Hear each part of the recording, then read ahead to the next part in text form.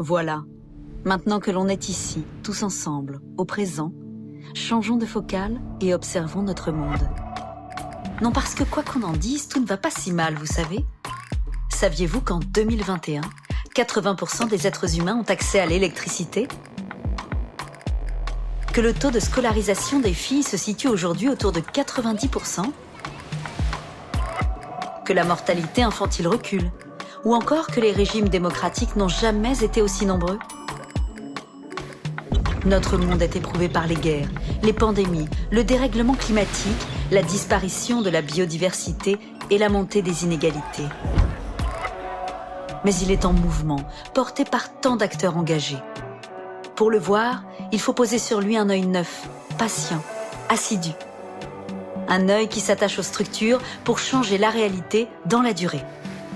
Comme le travail de l'AFD.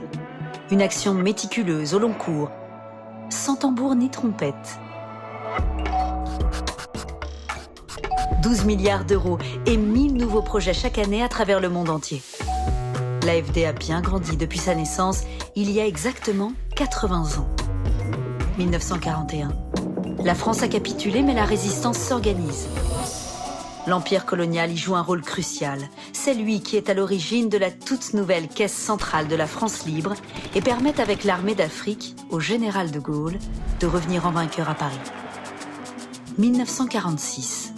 Au moment où la France se relève de la guerre, la caisse centrale devient la cheville ouvrière du grand programme de reconstruction et d'investissement de nos outre-mer.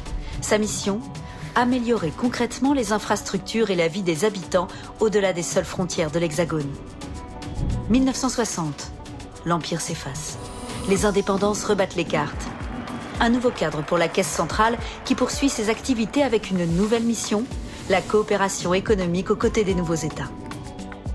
1975, le domaine d'action de la Caisse centrale s'étend encore dans un nombre croissant de pays d'Afrique, bien au-delà de l'Afrique francophone. Sa filiale Proparco, créée en 1977 pour promouvoir l'entrepreneuriat et le secteur privé, connaît un essor rapide. 1983, nouvelle étape. Les crises de la dette des États et les effets sociaux des ajustements structurels mobilisent de nouveaux partenaires. La Caisse centrale travaille de plus en plus avec d'autres acteurs que les gouvernements. Les organisations de la société civile, les villes ou les banques publiques de développement. Devenue Agence française de développement en 1998, elle intègre progressivement les enjeux sociaux et environnementaux, au-delà de la seule action économique. Étend son activité aux pays d'Asie et d'Amérique latine, s'aligne depuis 2015 sur l'accord de Paris et sur les ODD, intègre les institutions, le sport et la culture à ses financements. En 2021, l'AFD est un investisseur solidaire, un partenaire impliqué et bienveillant, attentif à l'unité et à la fragilité du vivant. Le groupe AFD, avec le renfort aujourd'hui d'Expertise France, se place résolument du côté des autres. Pour construire un monde en commun où chacun trouve dans le dialogue et l'entraide internationale les solutions pour sa propre transformation. Un monde où les murs ne gardent ni ne défendent, mais relient, abritent et accueillent.